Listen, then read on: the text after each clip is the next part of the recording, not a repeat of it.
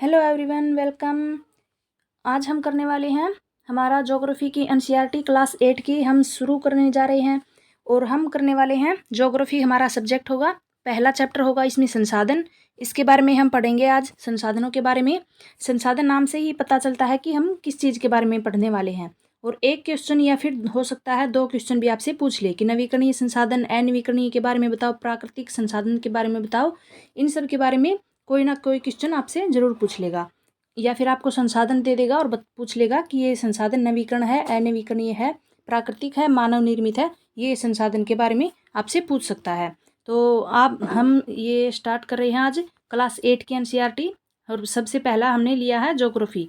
Geography में सिर्फ 5 ही subject हैं, 5 ही दिन में ख़त्म हो जाएंगे। उसके बाद हम पॉलिटिकल और जो है हिस्ट्री की क्लासेस पे फोकस करेंगे। ये देखिए ऊपर वाला जो है, इसमें से कुछ पूछने वाला नहीं है, एग्जाम में कुछ भी नहीं आएगा, तो पढ़ने का कोई फ़ायदा है नहीं। यहाँ से देखिए, हम यहाँ से स्टार्ट करते हैं।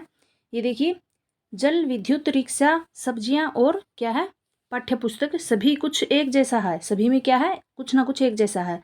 उनमें से सभी वस्तुओं का उपयोग आपके द्वारा किया गया है, यानी सभी चीज़ों का हम यूज करते हैं। जल का करते हैं, बिजली का, रिक्शा का, सब्जियों का, पाठ्य पुस्तकों का, सभी चीज़ों का हम जो यूज करते हैं वे सभी क्या है, संसाधन है। इसलिए वे उपयोगी हैं, यानी कि जो चीज़ें उपयोगी हैं वही संसाधन है। एक वस्तु अथवा पदार्थ की उपयोगिता और क्या है, प्रयोज्यता उसे एक संसाधन बनाती है। अब देखिए, राजू अब जानना चाहता है कि कोई भी वस्तु संसाधन कैसे बनती है, यानी कि किसी भी वस्तु को संसाधन किस तरह से बनाया जाता है। अम्मा ने बच्चों को बताया कि वस्तुएं उस समय संसाधन बनती है जब उनका कोई मूल्य होता है, यानी कोई ना कोई मूल्य होता है, कोई ना कोई इसका यूज कर सकते हैं, इसलिए वो ये चीज़ें क्या होती हैं, संसाधन होती हैं। इनका उपयोग और उपयोगिता उसे मूल्य प्रदान करती हैं। सभी संसाधन मूल्यवान होते हैं। मूल्य क्या अर्थ और महत्व होता है, यानी कि क्या उसका मूल्य है, क्या मूल्यवान वस्तु है, क्या हम किस हमारे जीवन में उसका क्या महत्व है उस चीज़ का। कुछ संसाधनों का आर्थिक मूल्य होता है, यानी कि कुछ पैसों के रूप में जो है मूल्यवान होती हैं, कुछ जीवन जीने के लिए मूल्यवान होती हैं, इस तरह से। जबकि कुछ संसाधनों का आर्थिक मूल्य बिल्कुल नहीं होता, अर्थात धातुओं का आर्थिक मूल्य होता है, लेकिन एक मनोरम भूदृश्य का आर्थिक मूल्य नहीं होता। परंतु ये दोनों संसाधन है, महत्वपूर्ण है और मनुष्य की आवश्यकताओं को पूरा भी करते हैं। ये देखिए, कुछ चीज़ें क्या है, मूल्यवान होती हैं, कुछ संसाधन मूल्यवान होते हैं आर्थिक रूप से, और कुछ क्या है, सिर्फ हमारे क्या है, मनुष्य के लिए मूल्यवान होते हैं, लेकिन उनके लिए उनका आर्थिक मूल्य नहीं लगा सकते हम, इतनी कीमती होती हैं। आगे देखिए, कुछ संसाधन समय के साथ आर्थिक रूप से मूल्यवान हो सकते हैं। आपकी दादी के घरेलू नुस्खों का आज कोई वाणिज्यिक मूल्य नहीं है, यानी कि जो पुराने दादी नानी के नुस्खे होते थे उनका कोई भी मूल्य नहीं है, लेकिन वे पेटेंट करने के उपरांत मेडिकल फर्म द्वारा बेचे जा सकते हैं, तब वे आर्थिक रूप से मूल्यवान हो सकते हैं। यानी कि जो वो होते हैं ना फार्मूले, दादी के नानी के नुस्खे बताते हैं, उनको क्या कर सकते हैं हम, पेटेंट। पेटेंट का क्या अर्थ होता है, ये देखिए, किसी विचार अथवा आविष्कार पर एकमात्र अधिकार, यानी कि आपकी दादी नानी ने कोई जो है नुस्खा बताया, किसी और को पता नहीं है, तो आप क्या करेंगे, उसका एकमात्र अधिकार ले लेंगे और फिर उसको क्या है, किसी मेडिकल फर्म में उसको बेच देंगे। इस तरह से जो है आपके दादी या नानी के जो पुराने विचार हैं उनको भी आप आर्थिक रूप से मूल्यवान बना सकते हैं। देखिए, समय और प्रौद्योगिकी क्या है, दो महत्वपूर्ण कारक हैं जो पदार्थों को संसाधन में परिवर्तित कर सकते हैं।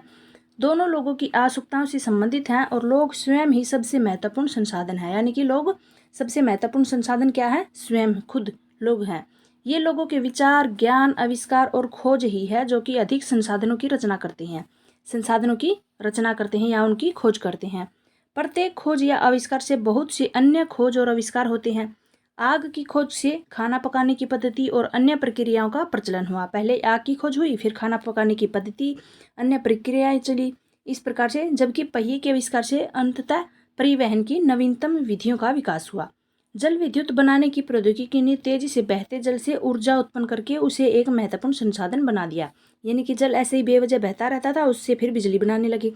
इस तरह से क्या हुआ, हर एक चीज़ से, एक खोज से अनेकों खोज करते हैं लोग अपने ज्ञान से, बुद्धि से। इस तरह संसाधनों के प्रकार देखिए, सामान्य संसाधनों को प्राकृतिक और मानव निर्मित और मानव में वर्गीकृत किया जाता है। प्राकृतिक संसाधन है पहला, सबसे पहले हम क्या जानेंगे, प्रकृति द्वारा प्रदान किए गए संसाधन। जो संसाधन प्रकृति से प्राप्त होते हैं और अधिक संशोधन के बिना उपयोग में लाए जा सकते हैं, यानी कि उनको बिना साफ सुथरा किए भी हम सीधा उपयोग कर सकते हैं, ये होते हैं हमारे प्राकृतिक संसाधन। वायु जिसमें हम सांस लेते हैं, हमारी नदियों झीलों का जल, मृदा, खनिज सभी प्राकृतिक संसाधन है। इन संसाधनों में से सबसे बहुत से क्या है, बहुत से प्राकृतिक एवं निःशुल्क उपहार हैं जो सीधे ही उपयोग में लाए जा सकते हैं। कुछ परिस्थितियों में प्राकृतिक संसाधन का सबसे अच्छी तरह उपयोग करने के लिए औजारों और प्रौद्योगिकी की आवश्यकता होती है। यानी कुछ संसाधनों को हम औजारों से, प्रौद्योगिकी यानी कि उनका नवीकरण कुछ करके उनको यूज कर सकते हैं, और कुछ होते हैं जो हम सीधा उपयोग कर सकते हैं। प्राकृतिक संसाधनों को विस्तृत रूप से नवीकरण और अनवीकरणीय संसाधनों में विभाजित कर सकते हैं। नवीकरणीय क्या होते हैं? नवीकरणीय संसाधन वे हैं जो शीघ्रता से नवीकृत अथवा पुनः पूरित हो सकते हैं। यानी कि एक बार यूज किया, फिर उसको क्या करेंगे, नवीकरण करके दोबारा से यूज कर लेंगे। इनमें से कुछ असीमित हैं और उन पर मानवीय क्रियाओं का प्रभाव नहीं पड़ता, जैसे कि सौर ऊर्जा और पवन ऊर्जा। इसमें मानव का कोई हाथ नहीं, ये नवीकरणीय है, इसको हम पुनः यूज कर सकते हैं, सौर ऊर्जा और पवन ऊर्जा को।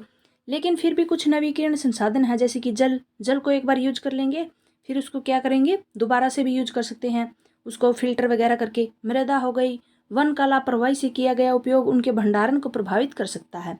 जल असीमित नवीकरणीय संसाधन प्रतीत होता है, फिर भी क्या है, जल की कमी और प्राकृतिक जल स्रोतों का सूखना आज विश्व के बहुत से भागों में एक बड़ी समस्या है।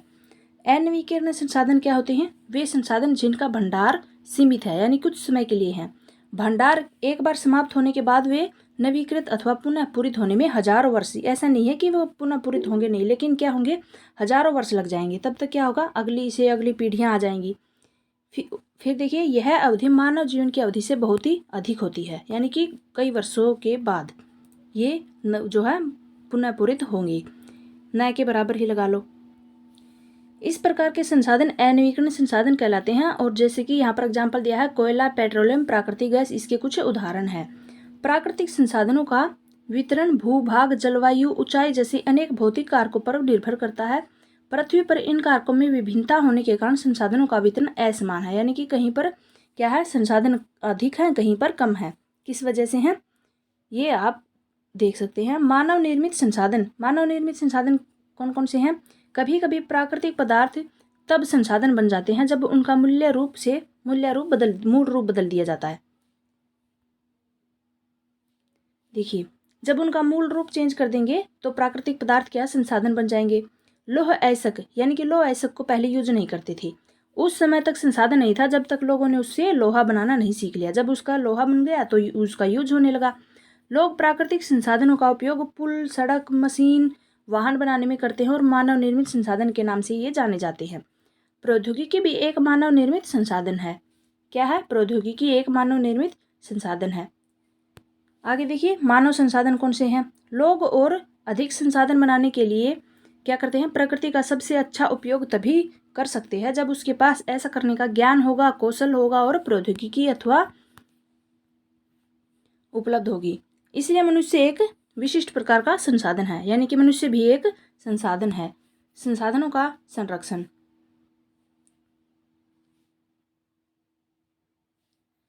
यहाँ पर कुछ इंपॉर्टेंट है, ये देखिए। मानव संसाधन से क्या तात्पर्य? मानव संसाधन से लोगों की संख्या अथवा योग्यता। योग्यता मानसिक और शारीरिक योग्यता से है। यद्यपि मानव को संसाधन मानने के संदर्भ में लोगों में मतभेद है, इतना होते हुए भी इस तथ्य से इंकार नहीं किया जा सकता कि मूलतः मनुष्य की कुशलताएं ही भौतिक पदार्थों को मूल्यवान संसाधन बनाने में सहायता करती है। यानी कि मानव में कुशलताएं नहीं होगी, उसमें ज्ञान नहीं होगा, उसके अंदर कुछ वैसे शारीरिक, मानसिक यानी कि कुछ भी बुद्धि वगैरह नहीं होगी, तो किस तरह से किसी भी चीज़ को संसाधन में यूज कर सके। जैसे कि लोह अयस्क है, किसी न किसी ने तो दिमाग लगाया होगा ना कि इस चीज़ से हम लोहा बना सकते हैं। इस तरह से किसी भी चीज़ को प्राकृतिक रूप से हम यूज नहीं कर सकते कुछ चीज़ों को। उसके लिए क्या होता है, मानव जो है कुछ ना कुछ करके उसको संशोधित करके उसके लिए कुछ संसाधन के रूप में उसको वो जो है बदल देते हैं। तो इस तरह से मानव भी एक संसाधन है। संसाधन संरक्षण के बारे में हम पढ़ रहे हैं, इसलिए मनुष्य के विशिष्ट प्रकार का संसाधन है, अतः लोग मानव संसाधन है। शिक्षा और स्वास्थ्य, लोगों को बहुमूल्य, लोग मानव संसाधन है। शिक्षा और स्वास्थ्य लोगों को बहुमूल्य संसाधन बनाने में मदद करते हैं। अधिक संसाधनों के निर्माण में समर्थ होने के लिए लोगों के कौशल में सुधार करना मानव संसाधन विकास कहलाता है। संसाधन संरक्षण देखिए, मोना ये सपना के बारे में बता रही है। इसने कुछ सपना देखा कि सब कुछ चीज़ें तहस नहस हो गई हैं इसके बारे में, क्या ऐसा हो सकता है? तो ये देखिए, संसाधनों का सतर्कतापूर्वक उपयोग करना, यानी कि सावधानीपूर्वक उसका यूज करें और उन्हें नवीकरण करने के लिए समय देना संसाधन संरक्षण कहलाता है। संसाधनों का उपयोग करने की आवश्यकता भविष्य के लिए उनके संरक्षण में संतुलन बनाए रखना सतत पोषणीय विकास कहलाता है। आपसे पूछ सकता है कि सतत पोषणीय विकास किसको कहते हैं? यानी कि संसाधनों का उपयोग करने की आवश्यकता और भविष्य के लिए उन्हें जो है संभाल के रखना और उनमें संतुलन बनाए रखना सतत पोषणीय विकास कहलाता है। संसाधनों के संरक्षण के अनेक से तरीके हैं। प्रत्येक व्यक्ति उपभोग को कम करके वस्तुओं के पुनः चक्रण और पुनः उपयोग द्वारा योगदान दे। अंततः क्या है, यह एक विभिन्नता बनाता है।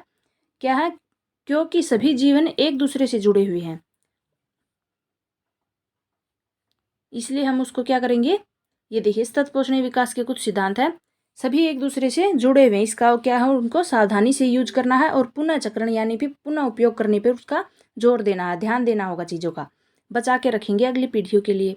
सतत पोषणीय विकास के कुछ सिद्धांत देखिए, जीवन के सभी रूपों का आदर क्या है और देखभाल करना, मानव जीवन की गुणवत्ता को बढ़ाना, पृथ्वी की जीवन शक्ति और विविधता का संरक्षण करना, प्राकृतिक संसाधनों को ह्रास कम से कम करना, पर्यावरण के प्रति व्यक्तिगत व्यवहार और अभ्यास में परिवर्तन करना और समुदाय को अपने पर्यावरण की देखभाल करने के योग्य बनाना। इस तरह से हम क्या है, पर्यावरण को संरक्षण कर सकते हैं। ये है सतत पोषणीय विकास के कुछ सिद्धांत। यही था हमारा चैप्टर।